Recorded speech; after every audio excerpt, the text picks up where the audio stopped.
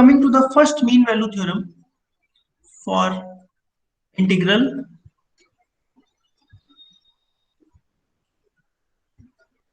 So today is 27/05/2021.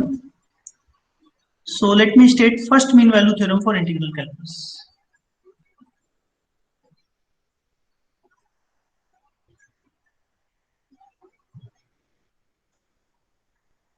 First mean value theorem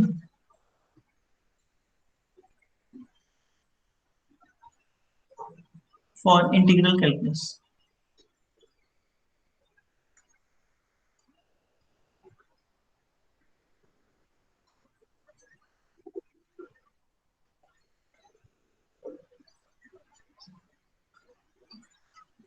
So what is this theorem?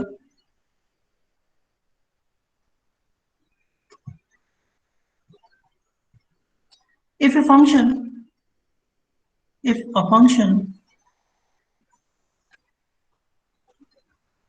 f is continuous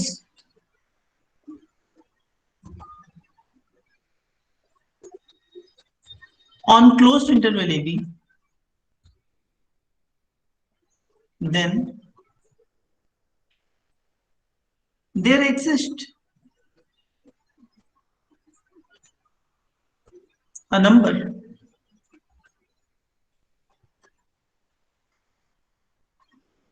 c in AB such that integral a to b f dx is equal to fc b minus a.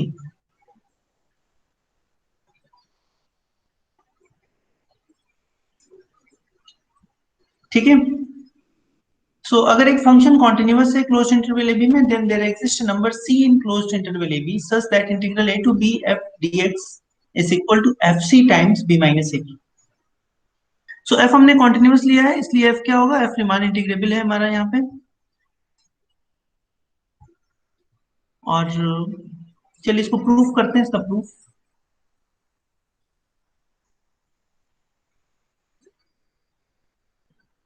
Let us prove this theorem.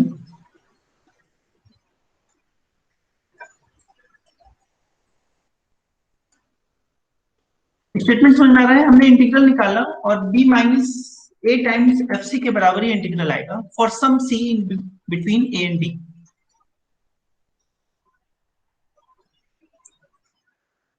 Proof करते हैं इसको. Let m and n be the infimum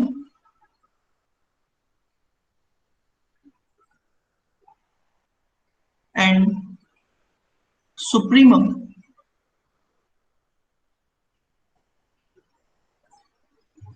of f in AB respectively,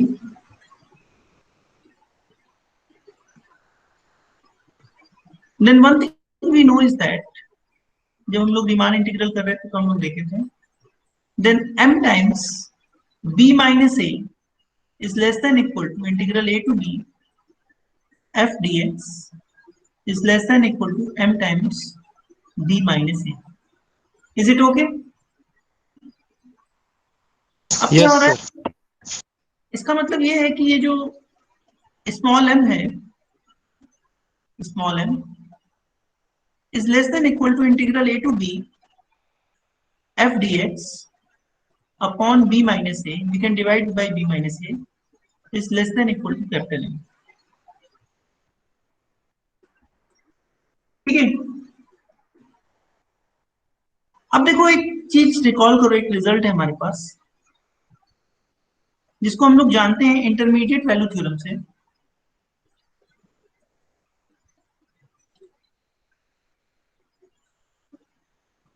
intermediate value theorem result ये है कि if a function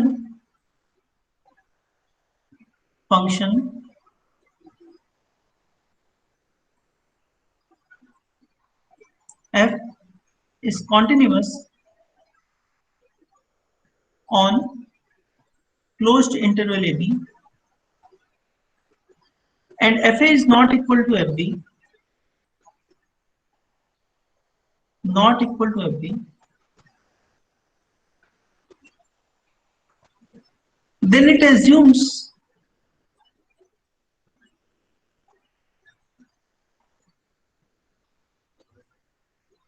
every value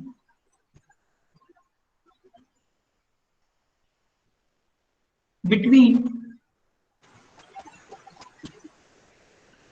FA and FB.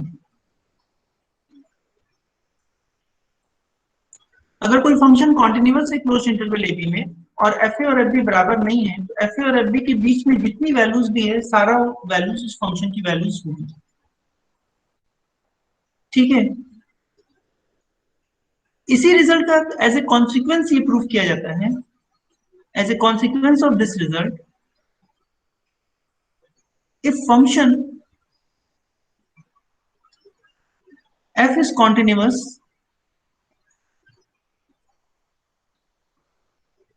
on a closed interval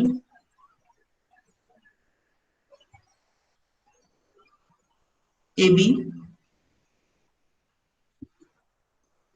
then f assumes every value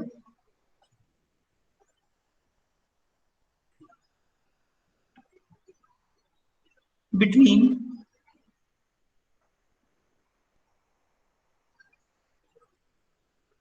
sup f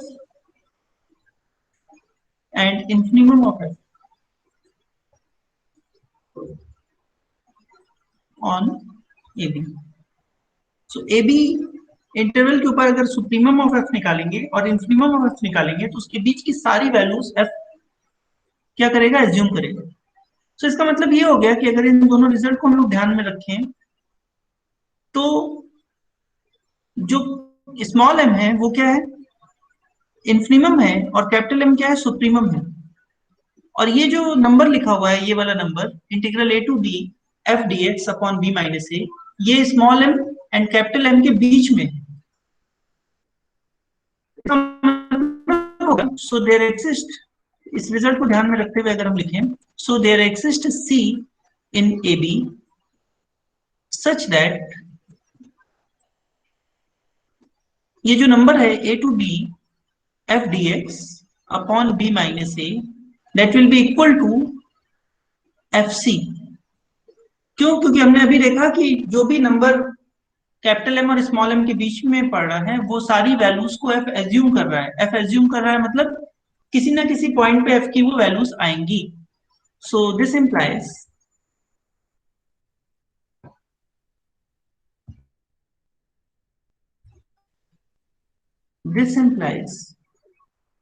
integral a to b f dx is equal to fc into b minus a, and this proves the result,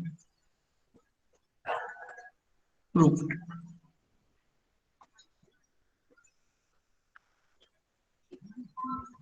So do you have any problem at this point? Then you can ask.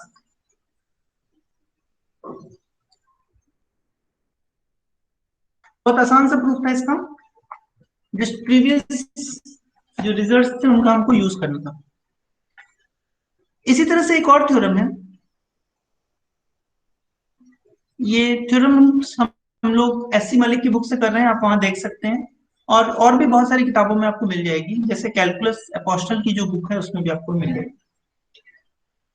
चलिए तो हम लोग आते हैं the generalised first mean value theorem.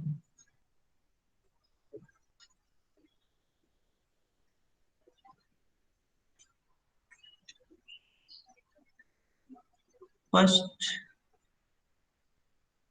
Mean value theorem.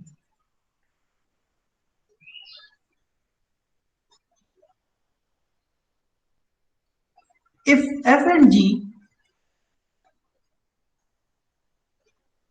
g are integrable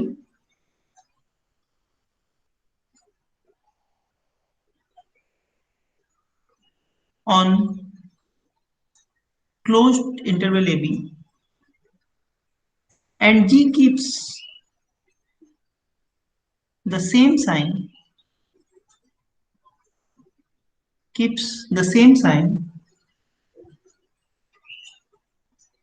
same sign मतलब positive है तो positive और नेगेटिव है तो negative on closed interval A B, then there exist a number mu in between mu in between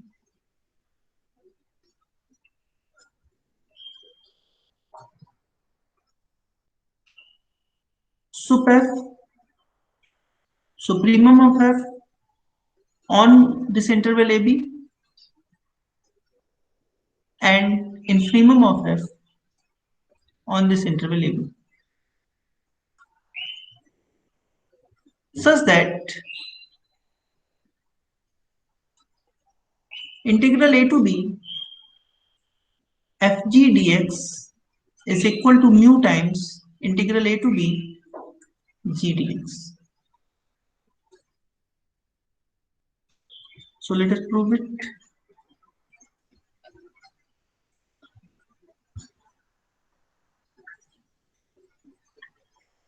तो चलिए इसको proof करते हैं। फिर से स्टेटमेंट देखिए, एफ और जी इंटीग्रेबल है on closed interval A B and G keeps the same sign on closed interval A B. तो कंडीशन ये है कि जी एक फिक्स साइन रख रहा है, या तो पॉजिटिव है या निगेटिव।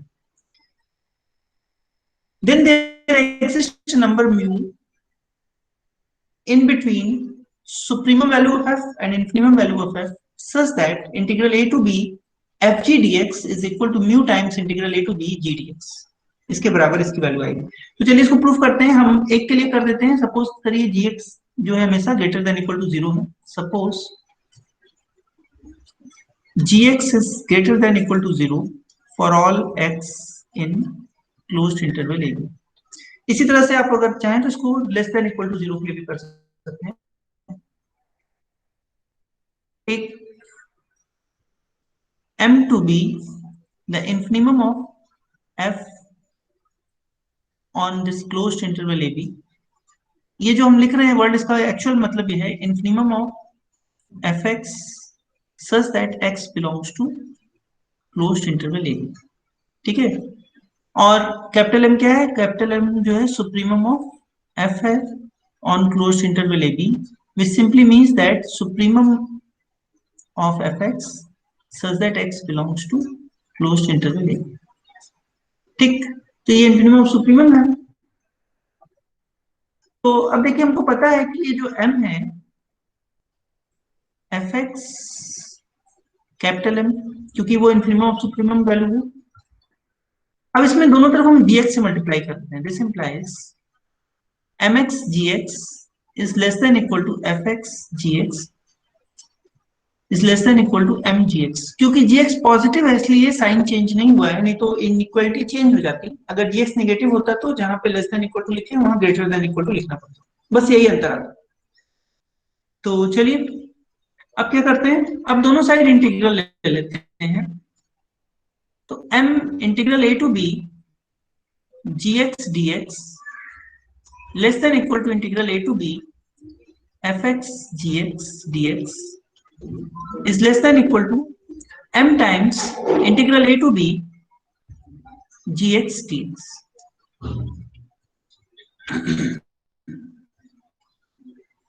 ठीक है,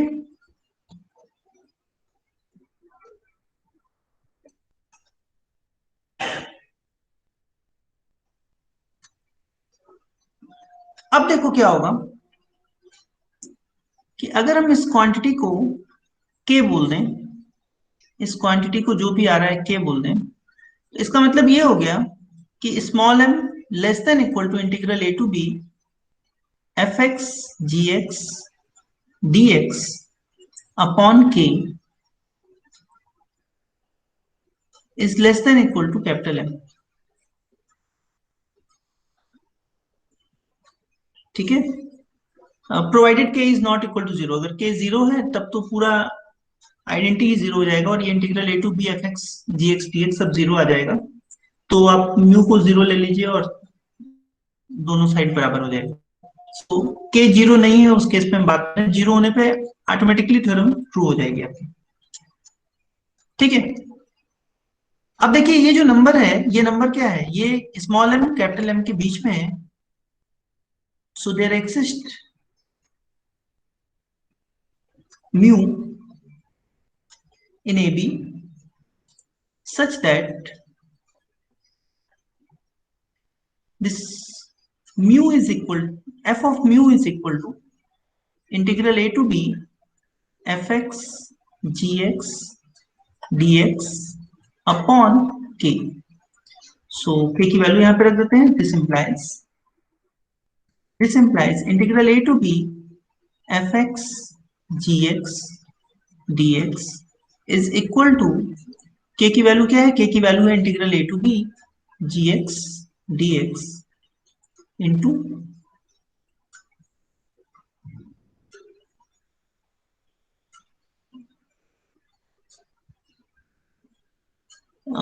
k की value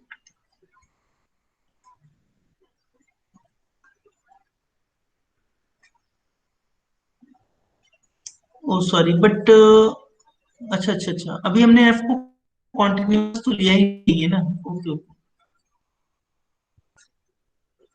okay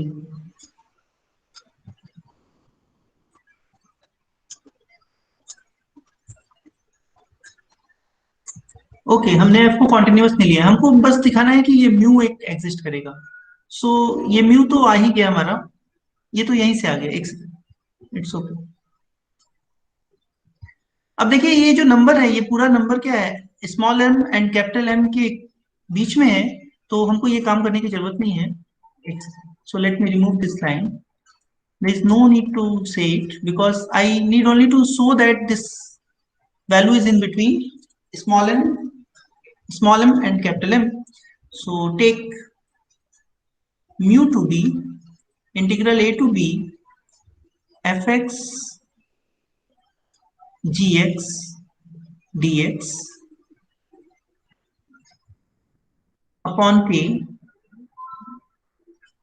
This implies mu times integral a to b, k की वैल्यू यहां पे रख दे रहे हैं gx dx is equal to integral a to b fx gx dx.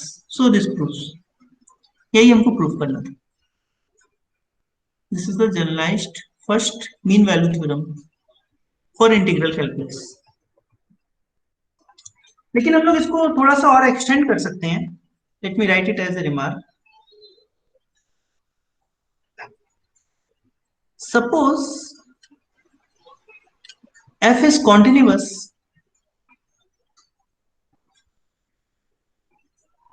on closed interval ab, तब क्या होगा, अगर f continuous है closed interval ab पे, then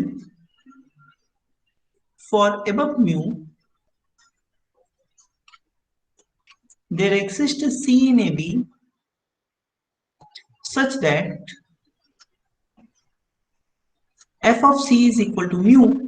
So जो ऊपर हमने स्टेटमेंट लिखा है, so one can be written as, let me call it one, so one can be written as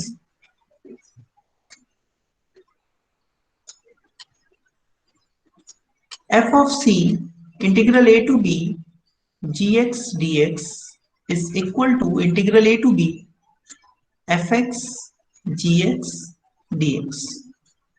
ठीक है, तो अगर f कॉन्टिन्यूस भी है तो हम म्यू की जगह एफ सी ले सकते हैं। So that is the proof and I hope there is no problem for you. So now I am coming to one more topic which is given in your syllabus, and that is tangent plane.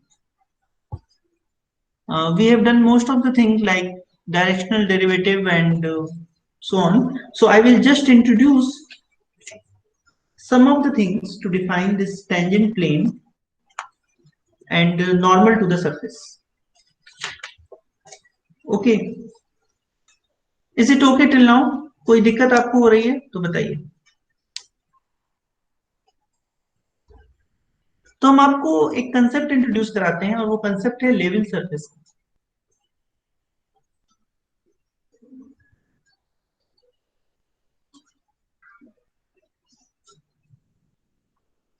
Level surface, suppose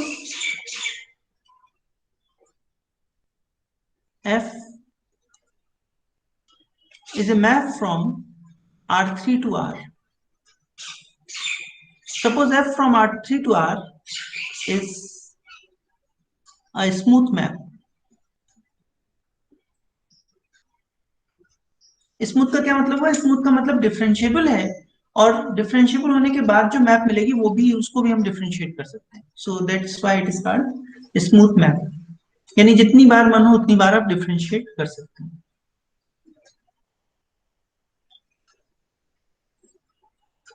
अगर ये smooth map है,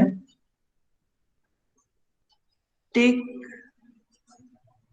ए point C in the image of F। R3 से जो image, R3 की जो image आएगी F के under में, वहां पे एक पॉइंट C लीजिए। Then F inverse of C is called level surface. F inverse of C को हम लोग कहते हैं लेवल सरफेस। बात समझ में आ रही है आपको? Do you want to ask anything at this point? Are you getting my point? आप लोग पहले पढ़े हैं इस चीज को? No sir. No sir. अच्छा, देखिए इसका हम एग्जाम्पल से आपको समझाते हैं। एग्जाम्पल,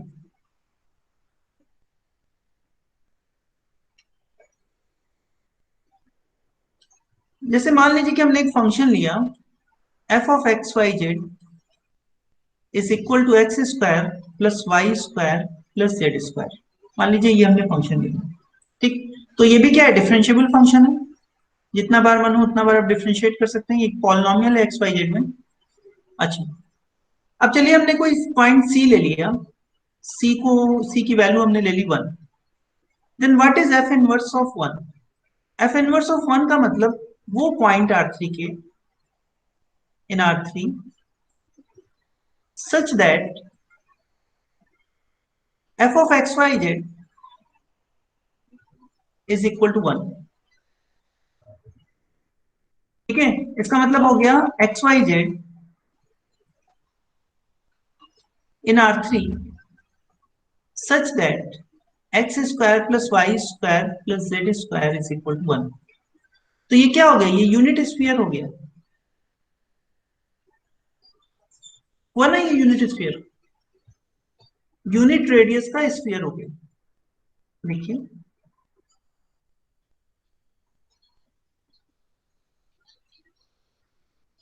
ये यूनिट रेडियस का स्फीयर हो गया, एक्स वाई जेड।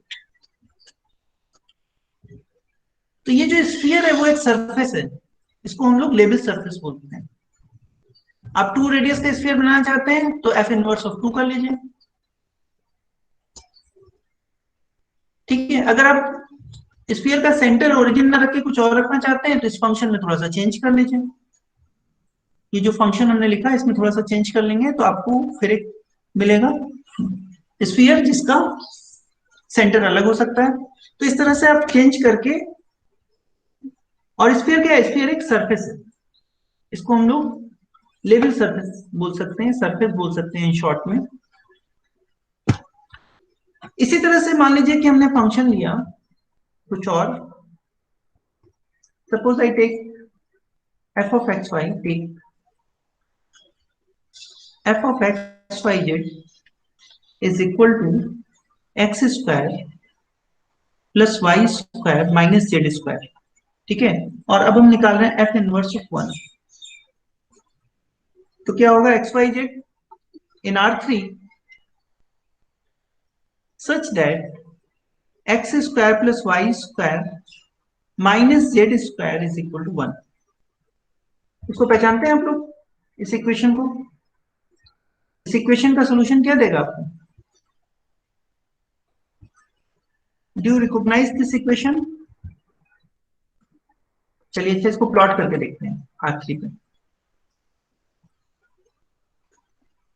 सो एक्स वाई जेड, इस इक्वेशन को ध्यान से देखिए। इस इक्वेशन को हम लोग लिख सकते हैं X square plus Y square is equal to 1 plus Z square. तो जब जेड जीरो होगा तो ये 1 रेडियस का सर्किल है, एक्स वाई प्लेन पर 1 रेडियस का सर्किल है। अगर जेड क्या होगा, जीरो होगा, then it is a 1 radius circle on X Y plane. अब जैसे जैसे आप जेड की वैल्यू बढ़ाएंगे, पॉजिटिव वैल्यू बढ़ाइए चाहे नेगेटिव वैल्यू बढ़ाइए, ये जो सर्किल है उसका रेडियस बढ़ता जाएगा। समझ रहे हैं ना? जैसे जैसे जेड को आप नॉन जीरो वैल्यू देंगे, इस सर्किल का रेडियस बढ़ता जाएगा, और वो सर्किल जो है उसकी हाइट भी बढ़ेगी। हाइट क्या हो जाएगी, 1 प्लस जेड स्क्वायर का अंडर रूट। मतलब जेड की जो वैल्यू आप रखेंगे वही इसकी हाइट होगी। तो यानी आपकी जेड एक्सिस में हाइट बढ़ेगी और सर्किल का रेडियस बढ़ेगा। So when you will plot all the things together, you will get a figure like this. So it is called hyperboloid of one sheet. इसको पूरा अगर आप प्लॉट करिएगा तो कुछ इस तरह से आ जाएगा। So it is hyperboloid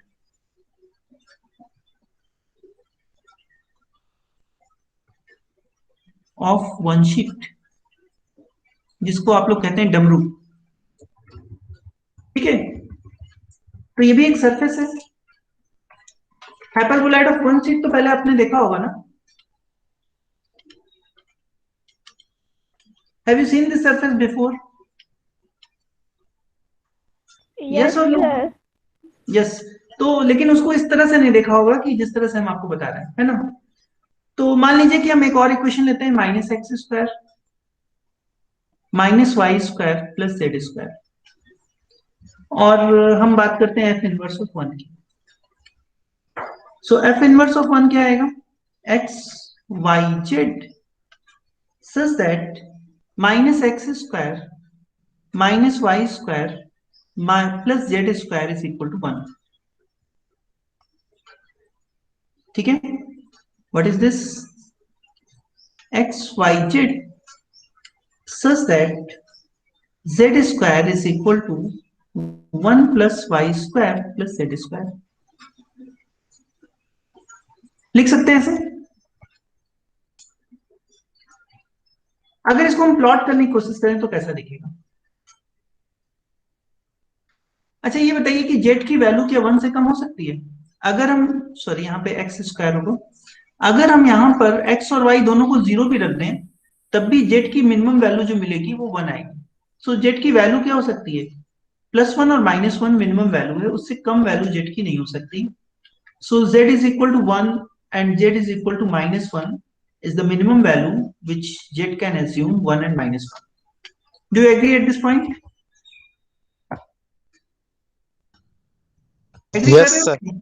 अच्छा, अब z की वैल्यू जब हम इससे बढ़ाएंगे तो z की वैल्यू अगर हम इससे बढ़ाएंगे तो क्या होगा, इस इक्वेशन को हम लोग ऐसे सोच सकते हैं, Z square -1 is equal to x square plus Y square.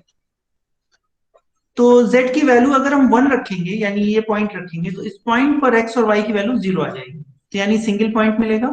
अब z की वैल्यू जैसे जैसे हम 1 से ऊपर करेंगे या -1 से नीचे बढ़ाएंगे तो हमको सर्किल मिलने शुरू होंगे, और सर्किल की रेडियस जैसे जैसे z बढ़ाएंगे बढ़ती जाएगी। इसका मतलब हमको ये फिगर मिलेगा।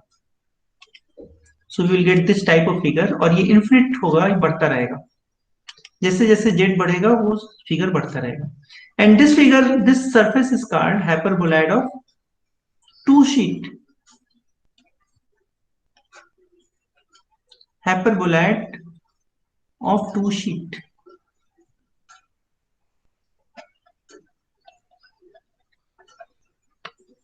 So इस तरह से आप लोग लेवल सरफेस बना के ये सब फिगर बना सकते हैं। चलिए, तो हम आगे आपको एक कर्व डिफाइन करते हैं।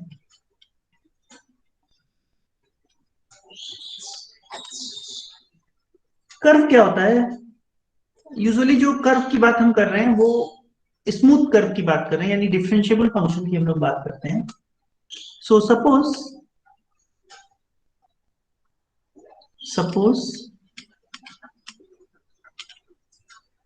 alpha from some interval AB to R3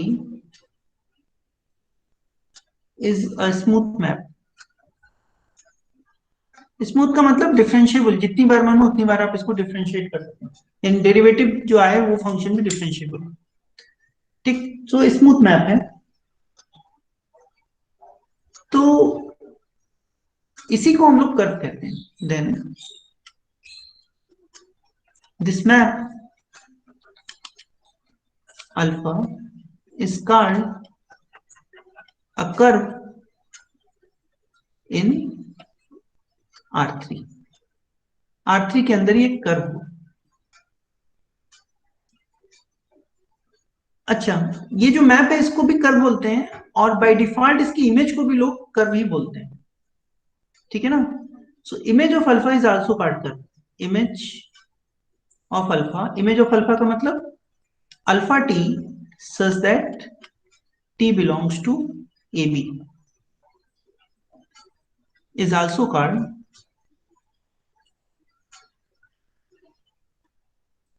curve,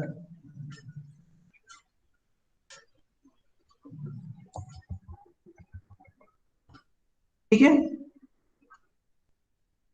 जैसे for example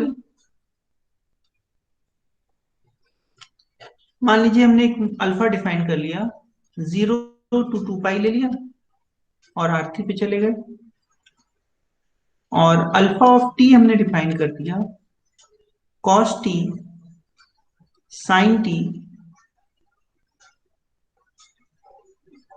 cos T sine T, और यहां पे लिख दिया टी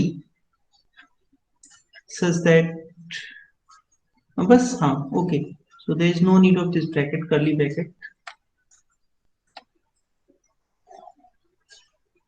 इस तरह से डिफाइन कर दिया, तो आप बता सकते हैं ये क्या फिगर बनेगा? Can you tell me what is this figure?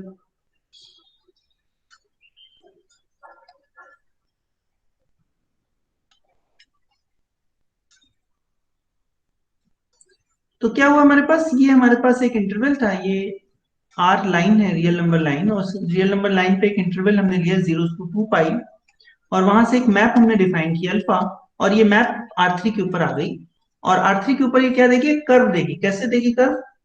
t equal to 0 पे क्या होगा, t इक्वल टू 0 पे, so if it is x axis, y axis and z axis, so t equal to 0 पे cos 0 मिलेगा यानी 1 मिलेगा,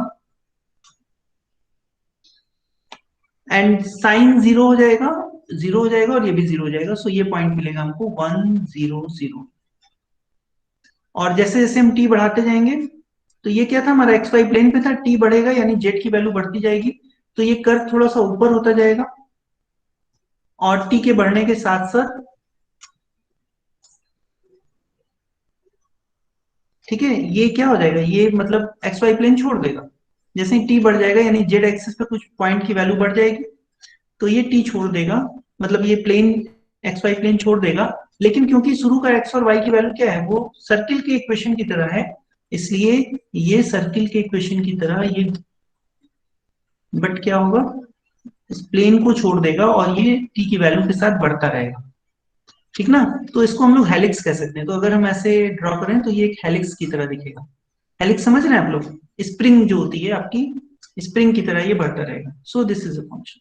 और अगर यहाँ पे टी की जगह 0 कर दिए होते तो क्या होता, ये एक सर्किल बन जाता एक्स वाई प्लेन पे, और टी की जगह 1 कर देते तो वन डिस्टेंस का जो प्लेन होता है एक्स वाई से पैरेलल प्लेन, वहां पे एक सर्किल बन जाता। So in this way this all things are curves. ये सब क्या है, कर्व है R3 में। तो R3 में कर्व को लिखने का यही तरीका है, एक मैप होती है, स्मूथ मैप होती है from close interval to R3। Is it okay? Do you understand this point? Yes sir. ठीक। अब चलिए, अब आपको हम बताते हैं। मान लीजिए कि एक हमारे पास level surface, so let us take a level surface. So suppose S is equal to F inverse of C is a level surface, and alpha from AB to R3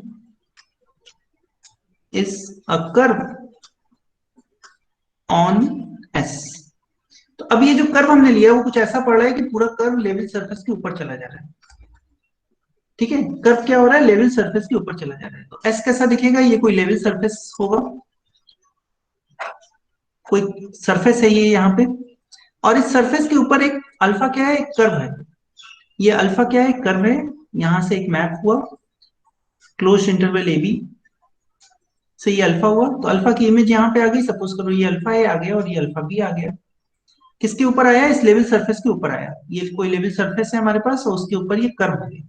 ठीक, तो अगर ये कर्व जो है इस लेवल सरफेस के ऊपर है तो इसका मतलब क्या होगा, सो अल्फा टी कहाँ जाएगा, अल्फा टी जो है एस में आएगा। अगर अल्फा टी एस पे आएगा तो अल्फा टी वो कैसा होगा, देखो alpha T, suppose alpha T कैसा दिखेगा, अल्फा टी के तीन कोऑर्डिनेट होंगे, मान लीजिए कि एक्स टी, वाई टी और जेड टी। क्यों, क्योंकि अल्फा थ्री कहाँ पे, आर थ्री के अंदर है। तो अल्फा टी एक पॉइंट है आर थ्री के अंदर और टी पे डिपेंड कर रहा है, यानी तीनों कोऑर्डिनेट टी पे डिपेंड करेंगे, यानी वो x t, y t, z t उसको लिख सकते हैं। लेकिन क्योंकि अल्फा टी एस के ऊपर है, इसका मतलब एफ ऑफ अल्फा टी अगर हम करेंगे तो उसकी वैल्यू कितनी आनी चाहिए, सी आनी चाहिए, क्योंकि सरफेस के ऊपर जो भी पॉइंट है वो इस कंडीशन को सेटिस्फाई कर रहा है। चलिए इसको हम डिफ्रेंशिएट कर देते हैं, डिफ्रेंशिएट इट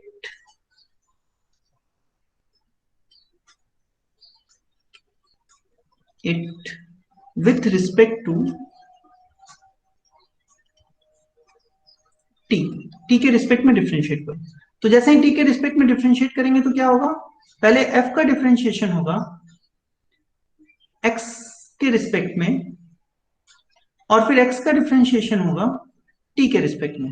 इसी तरह से एफ का डिफरेंशिएशन होगा वाई के रिस्पेक्ट में और फिर वाई का डिफरेंशिएशन होगा टी के रिस्पेक्ट में, और फिर एफ का डिफरेंशिएशन होगा जेड के रिस्पेक्ट में और फिर जेड का डिफरेंशिएशन होगा टी के रिस्पेक्ट में, और राइट हैंड साइड में टी नहीं है इसलिए जीरो आएगा। So if you consider this thing then what is this, this is nothing but grad of F at the point alpha T.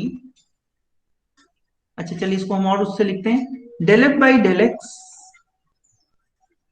Comma del f by del y comma del f by del z का dot product है ये x dash t, Y dash T and Z dash T के साथ। और ये dot product क्या दे रहा है, जीरो दे रहा है। इसका मतलब क्या है, पॉइंट पे निकालिए, तो इसका मतलब ये क्या है, ये है gradient of F at the point alpha T, और ये क्या है, अल्फा टी का डेरिवेटिव है अल्फा डैश टी, ये जीरो आ रहा है, इनका डॉट प्रोडक्ट। ठीक, और ये किसी भी कर्व के लिए ट्रू है, सरफेस के ऊपर कोई भी कर्व लेंगे तो उसके लिए ये इक्वेशन क्या होगी, ट्रू होगी। इसका मतलब सरफेस के जिस पॉइंट पर हमको कर्व लेना है, यानी ये कर्व कहाँ पे, अल्फा टी के ऊपर। देखिए ये कर्व, ये जो अल्फा डैश टी हमने निकाला वो कहाँ पे निकाला, तो यहाँ पे अगर कोई पॉइंट टी है तो अल्फा डैश टी यहाँ पे होगा, अल्फा टी ये होगा, और अल्फा टी के ऊपर अल्फा डैश टी निकालने का मतलब इस कर्व के ऊपर टेंजेंट निकालना, so this is alpha dash T. और ये जो ग्रेडियंट हमने निकाला, ग्रेडियंट ऑफ एफ, वो कहाँ चला गया, वो इसके परपेंडिकुलर चला गया, क्योंकि दोनों का जो डॉट प्रोडक्ट है वो जीरो आ रहा है। So gradient of F at alpha T, बस एक ही कंडीशन इसमें है कि ग्रेडियंट एफ वहां पे जीरो ना हो, जीरो होगा तो फिर कुछ नहीं कह पाएंगे।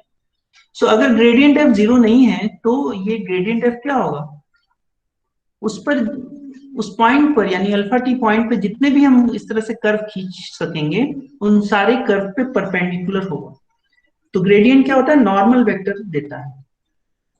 सो let me define what is tangent plane. So tangent plane किसको कहते हैं बताते हैं आपको, tangent plane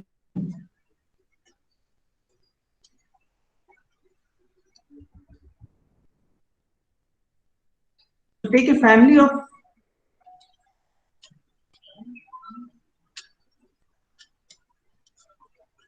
family of curves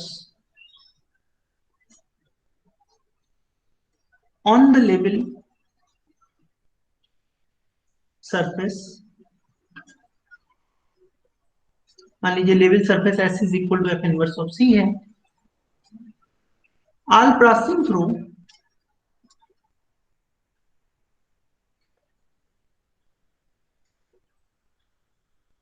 a point A in S. मान लीजिए एस के ऊपर कोई पॉइंट है, उससे सारी सरफेस पास कर रही है, सारे कर्व पास कर रहे हैं, ठीक है। Also suppose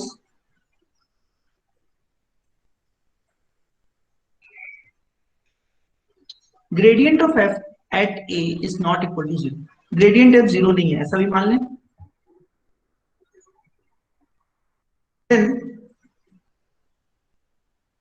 tangent vectors, tangent vectors मतलब अल्फा डैश टी, अगर अल्फा कर्व है तो अल्फा डैश टी क्या हुआ, टेंजेंट वेक्टर हुआ। Tangent vectors to all these curves are perpendicular to gradient of f at a. So tangent vectors to all these curves, so tangent vectors कहां पे, at a, a के ऊपर जब tangent vectors हम लोग draw करेंगे इन सारे कर्व्स के ऊपर, तो वो ग्रेडियंट के से परपेंडिकुलर आएगा। So the set of all tangent vectors, so the set of all tangent vectors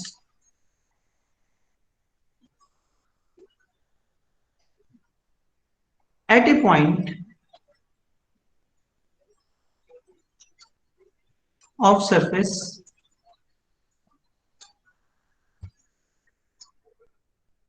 forms a plane called tangent plane.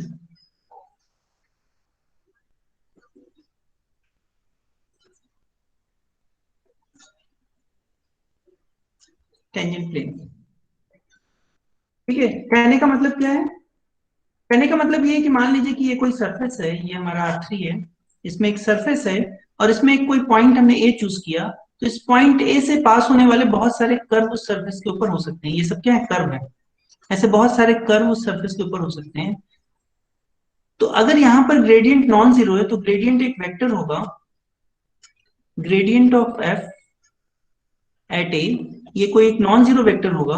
और इन सारे कर्व पे जो हम टेंजेंट खींचेंगे, टेंजेंट लाइन खींचेंगे, वो क्या होगी, वो इस ग्रेडियंट के परपेंडिकुलर होगी।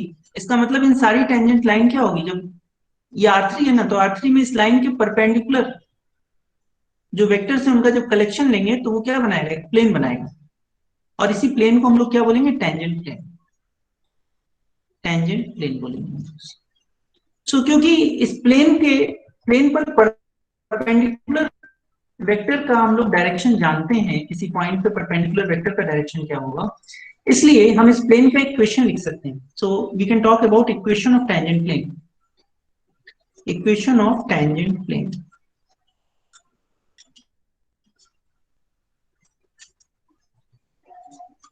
तो कैसे निकालेंगे equation of tangent plane?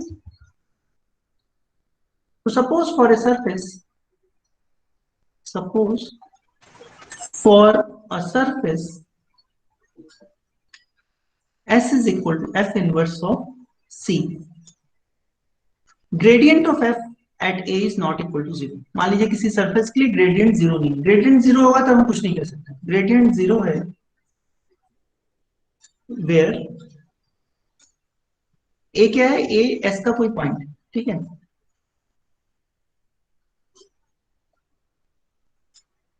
Late us denote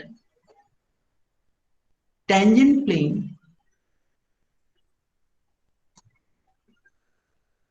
eight a by t. मान लीजिए टेंजेंट प्लेन को हम लोग टी ए से डिनोट कर रहे हैं, ठीक है। तो हमको इस टेंजेंट प्लेन का इक्वेशन निकालना है। सो सिचुएशन को एक बार फिर से देखिए, क्या सिचुएशन है।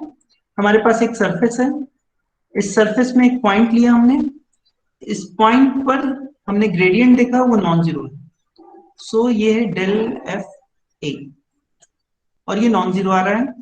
और यहाँ पे एक प्लेन है जिसको हम कह रहे हैं टेंजेंट प्लेन, और इस प्लेन का हमको इक्वेशन निकालना है। हम जानते हैं कि ग्रेडियंट वेक्टर क्या होगा, इस प्लेन के परपेंडिकुलर होगा।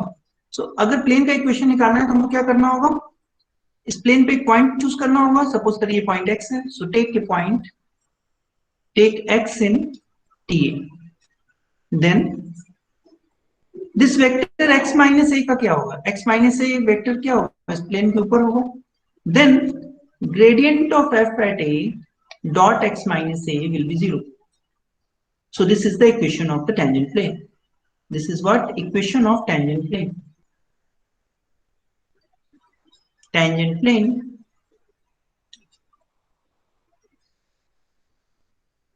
of s at a. s का टेंजेंट प्लेन है एक्चुअल में एट ए, यानी ए पॉइंट पर ये टेंजेंट प्लेन है, तो इसका हम लोग इक्वेशन निकाल सकते हैं। Is it okay? Do you have any confusion eight this point? एक एग्जाम्पल कर लें इसका, तब आपको ज्यादा समझ में आएगा।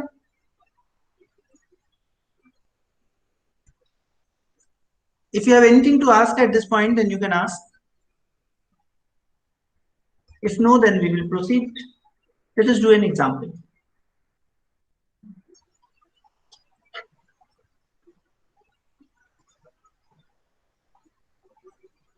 Take, चलिए सर्किल का ही ले लेते हैं, x Y Z is equal to x square plus Y square plus Z square.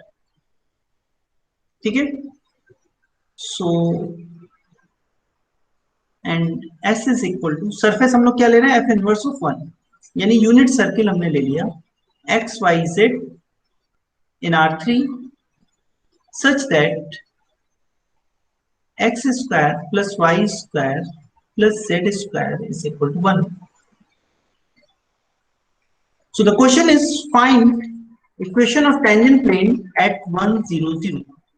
Find equation of tangent plane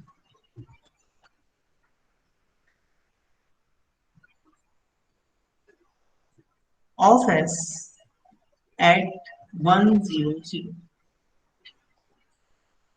ठीक है, तो हमको क्या करना है, सबसे पहले टेंजेंट प्लेन का इक्वेशन निकालने के लिए हमको ग्रेड ऑफ एफ निकालना है।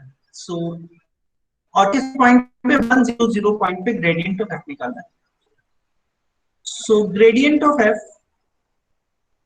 at point 1, 0, 0 means what? We will determine del f by del x, del f by del y and del f by del z at the point 1, 0, 0. इस point पर हम लोग ग्रेडियंट निकालेंगे। ठीक है, सो del f by del x कितना हुआ, 2x, x की जगह पे 1 रखे तो 1 आ गया, वो 2 हो गया।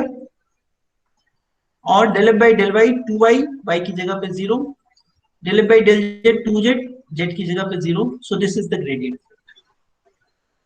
So now what is the equation of tangent? Equation of tangent plane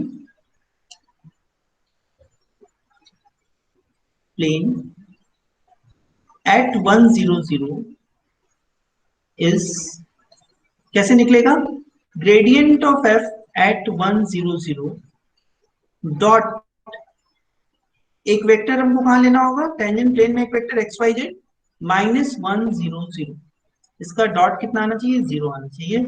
so as you can see this is x minus 1 comma 0 comma y comma z dot with 2, 0, 0 is equal to 0. So this is 2 times x minus 1 is equal to 0. This is the equation of tangent plane, or simply you may say x is equal to 1 is the equation of tangent plane. So now if we draw the figure, अगर हम लोग यहाँ पे figure draw करें तो देखिए क्या आएगा टेंजेंट प्लेन। ये हमारा सर्किल है, स्फीयर है 1 रेडियस का, और ये हमारा एक्स एक्सिस है, और जो पॉइंट है वो कौन सा है, 1, 0, 0 ये पॉइंट है। इस पॉइंट पे टेंजेंट प्लेन क्या होगा, इस पॉइंट पे टेंजेंट प्लेन का इक्वेशन जो भी हमने निकाला वो, और आप अगर डायरेक्ट अपने इंट्यूटिव माइंड से भी सोचिएगा तो टेंजेंट प्लेन का इक्वेशन क्या होगा, वो सारे पॉइंट जिनके लिए x की वैल्यू 1 है और y और z वेरी कर सकते हैं, वो सारे पॉइंट क्या होंगे, मिलके एक प्लेन बनाएंगे, that is the tangent plane. Do you agree at this point? Figure शायद उतना अच्छा नहीं बना है लेकिन Yes, sir. you can understand what is the tangent plane at this point. ठीक है, so that was all about your syllabus.